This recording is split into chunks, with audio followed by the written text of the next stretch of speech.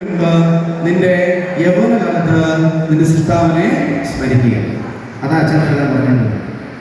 എന്താണ് അച്ഛൻ പറഞ്ഞിടുന്നത്? ഒന്നിനും താല്പര്യം തോന്നുന്നില്ല എന്നുള്ള സമയമൊക്കെ വരും. ഇപ്പൊ നീ ഭയങ്കര ശീലിക്കാത്ത സമയമാണ്. ഒന്ന് ആലോചിച്ച് ഒരു അപകടം വന്നു കഴിഞ്ഞാൽ ചിലപ്പോൾ നീ വെജിറ്റേറ്റീവ് സ്റ്റേജിൽ കിടന്നു പോകും.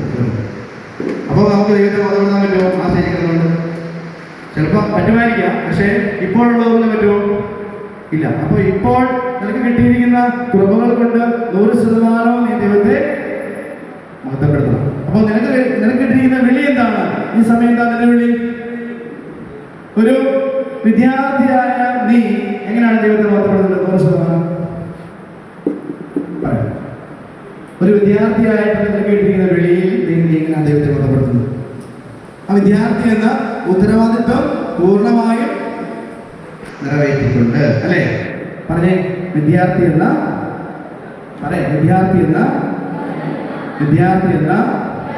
ഉത്തരവാദിത്വം പൂർണ്ണമായും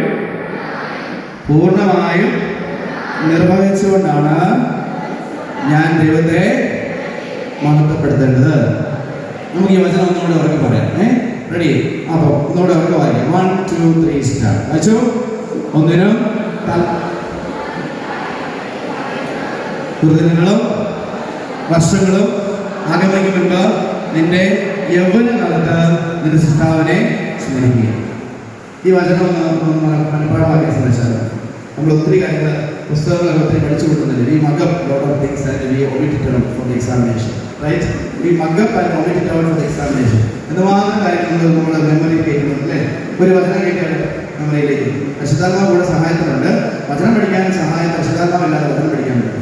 എത്ര ശ്രമിച്ചാലും വചനം പഠിക്കാൻ പറ്റും. പരിശുദ്ധാത്മാവില്ലാതെ പരിശുദ്ധാത്മാവിന്റെ സഹായമുള്ള വചനം നിങ്ങൾ തലയിൽ കയറത്തില്ല. കാരണം അത് ലോകത്തിൻ്റെതല്ല, പുസ്തകം ലോകത്തിൻ്റെതാണ്. നിങ്ങൾ പഠിക്കുന്ന പാഠപുസ്തകം ലോകത്തിൻ്റെതാണ്, അത് കയറും. പക്ഷേ വചനം കയറണമെങ്കിൽ പരിശുദ്ധാത്മാവിന്റെ സഹായം കൂടിയേ തീരും. അപ്പോൾ ഒന്ന് മനസ്സിലൊന്ന് പ്രാർത്ഥിച്ചേ, പരിശുദ്ധാത്മാവിനെ സഹായിക്കാൻ പ്രാർത്ഥിച്ചു. കണ്ണടച്ചിട്ട്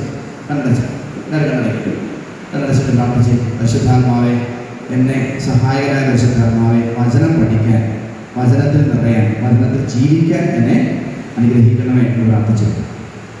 അന്ന് പറയാം ഉറങ്ങിപ്പോയല്ലേ? യെസ്. അപ്പോൾ ഒന്നുകൂടെ ഉറക്കെ വായിക്കാം. ഒന്നിനും നീ പറയുന്ന അയച്ചവനെ ദുർദിനങ്ങളും വർഷങ്ങളും ആഗമിക്കും മുൻപ് നിന്റെ യൗവനകാലത്ത് നിന്റെ സൃഷ്ടാവിനെ സ്മരിക്കുക. ആർക്കാണ് ഇത് കാണാതെ പറയാൻ പറ്റുക? കൈവർത്തിക്കുക. പറഞ്ഞോളെ. അങ്ങനെ ഓരോ ഒരാളെ പറയണം കേട്ടോ. ഓരോ ഒരാളെങ്കിലും പറയണേ. യെസ്. പഠിച്ചോ ഇവിടെ പഠിക്കും.